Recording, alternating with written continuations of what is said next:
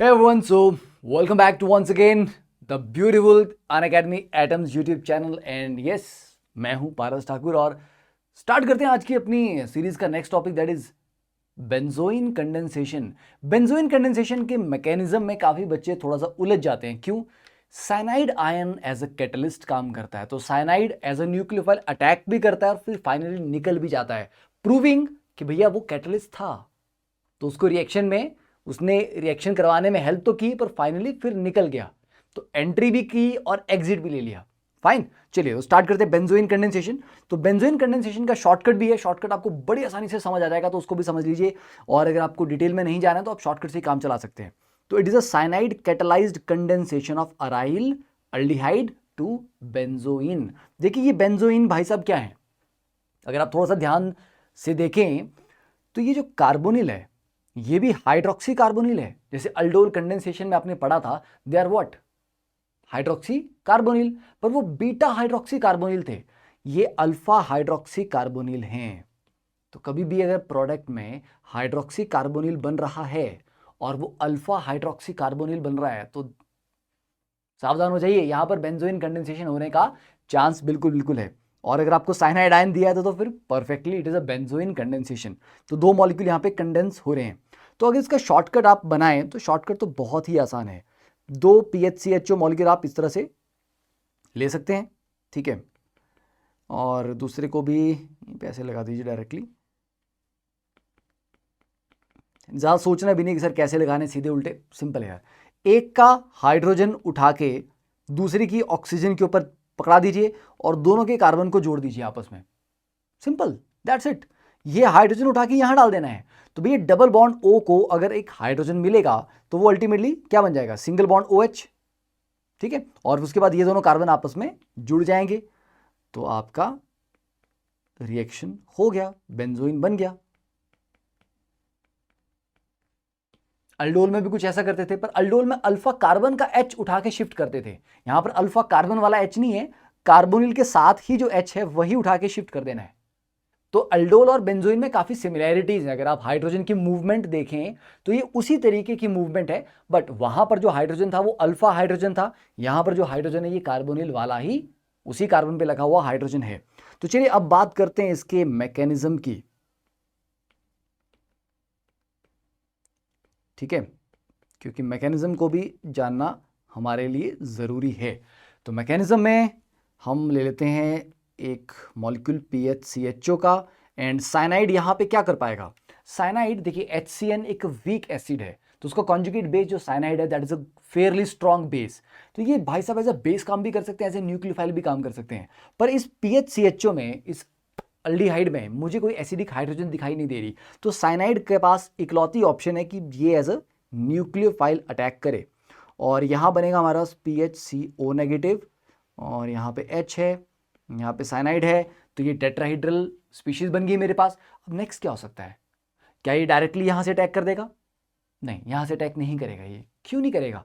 क्योंकि जो final product है उसमें ऑक्सीजन किसी कार्बन के साथ बॉन्ड बनाती हुई डायरेक्टली नहीं दिख रही है, दोनों मॉलिक्यूल के कार्बन कार्बन आपस में जुड़ रहे हैं। और ये भाई साहब O नेगेटिव अगर अटैक करता, ध्यान से, अगर आपके दिमाग में कहीं ऐसा भी आ रहा है कि सर ऐसा भी तो कर सकते थे ना, PHCHO पे ये भाई साहब अटैक कर देते, तो ऑक्सीजन का कार्बन के साथ बॉन्ड बनना था जो कि फाइनल प्रोडक्ट में नहीं दिख रहा। और वैसे भी O नेगेटिव उतना अच्छा न्यूक्लियोफाइल नहीं है जितना कार्बन के ऊपर नेगेटिव चार्ज है। तो क्या हम कार्बन के ऊपर नेगेटिव चार्ज वाला न्यूक्लियोफाइल यहाँ पे जनरेट कर पाएंगे? कर पाएंगे क्या? सस्पेंस देखें। चलिए, तो यहां पर अब होगा प्रोटॉन ट्रांसफर। O नेगेटिव बोलेगा H को कि भैया तू मेरे पास आ जा, ओके, और ये बॉन्ड जो था वो कार्बन के पास छोड़ दो। तो this step is called proton transfer. इससे क्या होगा, एक हमें ज़्यादा बेहतर न्यूक्लियोफाइल मिल जाएगा, ठीक है। ये OH है, यहाँ पे साइनाइड आ गया और ये नेगेटिव चार्ज है। Now this species is going to act as a nucleophile, ठीक है। तो ये जो PHCOHCN नेगेटिव चार्ज है ये अटैक करेगा। अब दूसरे वाले मॉलिक्यूल को मैं ग्रीन कलर से या चलो ब्लू कलर से ड्रॉ करता हूं, ठीक है, इसको मैंने ब्लू से ड्रॉ कर लिया ताकि आपके लिए कन्वीनियंस हो। एंड ये नेगेटिव चार्ज यहां अटैक करेगा, ये बॉन्ड ऊपर शिफ्ट हुआ, तो PHCOH यहाँ पे साइनाइड, और ये कनेक्ट कर गया और ब्लू कलर में ये C, यहाँ पे O नेगेटिव, यहाँ पे H, यहाँ पे PH। अब ध्यान देना, यहाँ पर O नेगेटिव, यहाँ पे OH है, क्या इनके बीच में भी प्रोटॉन का ट्रांसफर हो सकता है? अब बोलोगे सर ऐसे कुछ भी करवाते जा रहे हो, इधर का प्रोटॉन उठा के उधर रख दो, उधर का इधर रख दो, मतलब कोई सिस्टम ही नहीं है, कोई भी किधर का प्रोटॉन उठा के चल पड़ता है और हम बोल देते हैं कि सर ये लॉजिकल है। हाँ ये लॉजिकल है। देखिएगा, आप बोलोगे ये O negative as a base काम कर सकता है? हाँ जी कर सकता है, क्योंकि इस बगल वाले कार्बन पे एक विड्रॉइंग ग्रुप लगा हुआ है जिससे इस OH की या इस हाइड्रोजन की एसिडिटी कंपैरेटिवली बेहतर है। तो अगर ये नेगेटिव चार्ज इस H को उठा ले, है ना, और ये यहां पर OH बना दे तो वो बेटर होगा। क्यों? क्योंकि यहां पे वो ज्यादा स्टेबल है, वो वीक एसिड है, और यहां पर ये जो H चला जाएगा और यहां नेगेटिव चार्ज आएगा तो ये negative charge in withdrawing group से स्टेबलाइज होगा। ये नेगेटिव चार्ज अभी उतना स्टेबलाइज नहीं हो रहा है, इसीलिए यहां पर प्रोटॉन ट्रांसफर करवाना इज कंप्लीटली लॉजिकल। ओके, तो हम जबरदस्ती का ऐसे ही जुगाड़ करके कि प्रोडक्ट बना देना है वो वाला काम नहीं कर रहे हैं। देखो जब भी आप पढ़ते हो ऑर्गेनिक केमिस्ट्री, मैक्सिमम बच्चों के साथ समस्या क्या आती है, वो बुक्स भी पढ़ लेते हैं, उनको अपने क्वेश्चन का आंसर भी मिल जाता है, पर कभी कभी आंसर को कुछ किताबों में या कुछ वीडियो सॉल्यूशन में बड़े गलत तरीके से एक्सप्लेन किया होता है, मतलब जबरदस्ती का आंसर निकाल देना है, कुछ भी टेढ़ा मेढ़ा लॉजिक देके कुछ भी बोल के उन्होंने आंसर निकाल देना है। तो उससे क्या होता है, बच्चे को कहीं कॉन्फिडेंस नहीं आता, उसको लगता है यार मैं इतनी थ्योरी पढ़ता हूँ, इतने कॉन्सेप्ट पढ़ता हूँ, सारा जो क्वेश्चन करने की बात आती है तो तुम जुगाड़ लगा देते हो, और पढ़ाने में तुम बोलते हो कि कॉन्सेप्चुअल है, लॉजिकल है, फंडामेंटल्स पे ध्यान दो, और फंडामेंटल से क्वेश्चन को सॉल्व होता नहीं है।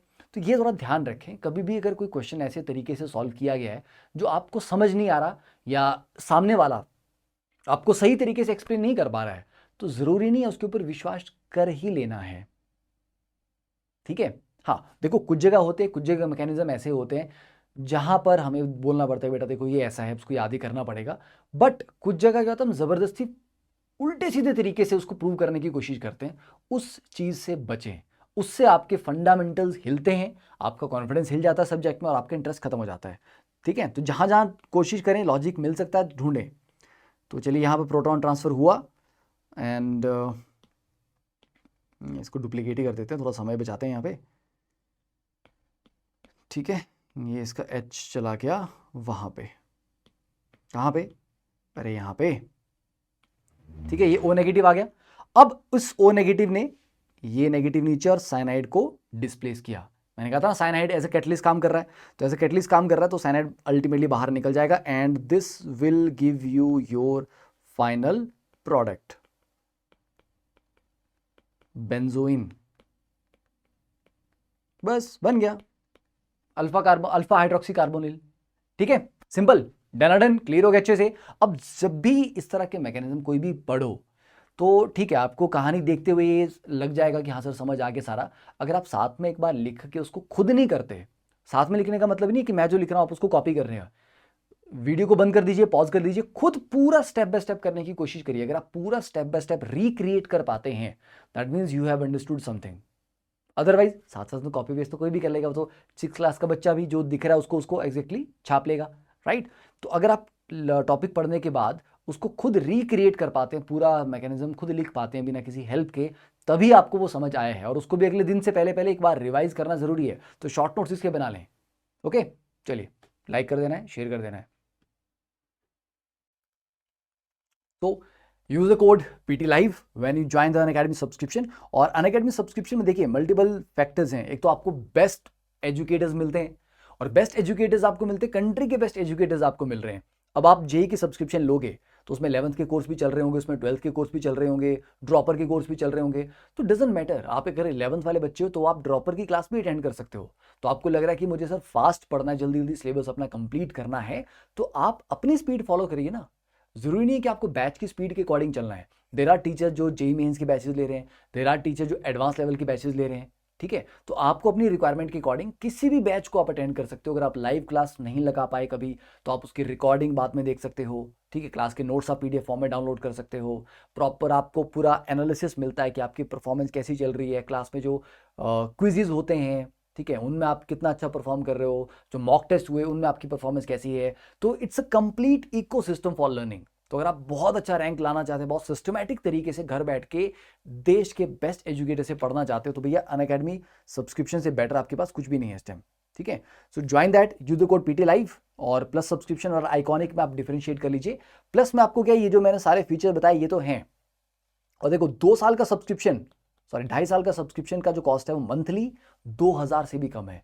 और अगर आप आइकॉनिक सब्सक्रिप्शन लेते हैं तो आइकॉनिक में क्या होता है, there is a dedicated mentor, mentor जानते हो ना, गाइड, जो आपको गाइड करेगा कि बच्चे तैयारी कैसी की जाए। आप परेशान है कि सर मुझे ये सब्जेक्ट नहीं आ रहा, या मैं इस टॉपिक में ना परेशान हो रहा हूँ, मेरे से क्लियर नहीं हो रहा, या मेरा टाइम टेबल कैसे बनाऊं, मैं स्कूल और इस कोचिंग को कैसे मैनेज करूं, ये इस तरह की सारी जो समस्याएं होती हैं, एकेडमिक हैं, नॉन एकेडमिक, आपको मोटिवेट करने की जरूरत है, तो वो मेंटर आपसे बात करके 1-to-1 आपसे बात करके आपको गाइड करेंगे, आपको स्ट्रेटजी कैसे आपको बनानी है, प्लान करनी है वो बताएंगे, आपको एक ठीक है स्टडी प्लानर बना के देंगे, आपका पर्सनल कोच हैं वो, राइट। और स्ट्रक्चर्ड कोर्सेज, और आपको स्टडी मटेरियल यहाँ पे मिलता है प्रिंटेड फॉर्म में, जो आपको प्लस सब्सक्रिप्शन में भी मिलता है, पर उसमें प्रिंटेड फॉर्म में नहीं मिलता, आपको पीडीएफ फॉर्म में मिलता है, राइट। एंड बाकी आशीष अरोड़ा सर के गाइडेंस में जो ऑल इंडिया टेस्ट सीरीज चल रही है उसमें एनरोल पक्का करना है, ठीक है। अभी तो ये 3 अप्रैल को है, पर इस तरह से ऑलवेज रिमेंबर के जो मॉक टेस्ट सीरीज चल रही है उनमें पार्टिसिपेट करते रहे, अपने दोस्तों को बताएं। और ये अपकमिंग बैचेज हैं, तो अगर आप लोग प्लान कर रहे हो कि मुझे अभी स्टार्ट करना है, अब आप 11th क्लास में आ रहे हो, 12th में आ रहे हो, या ड्रॉप करने की सोच रहे हो, तो depending on that you can choose the batch of your choice. और अगर आपको लग रहा है कि सर हमने पढ़ाई पूरी कर ली, हमें जस्ट अब से प्रॉब्लम प्रैक्टिस करनी है, मॉक टेस्ट ही देने हैं, तो you can go for the Unacademy light subscription. Light में क्या है, आपको IIT JEE 2022 और 2023 के लिए मॉक टेस्ट मिलते हैं, डिटेल एनालिसिस मिलता है, मात्र 999 रुपीज से स्टार्ट है सब्सक्रिप्शन, ठीक है। तो यहां पर भी आप पीटी लाइव कोड लगाइए, इसको ज्वाइन कीजिए, अपने दोस्तों को बताइए इसके बारे में।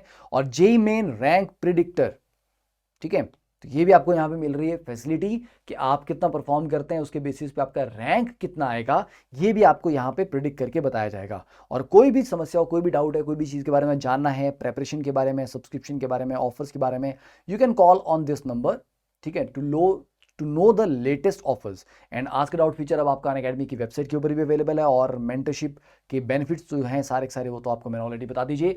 सो use the code PT live and join fast, see you in the class.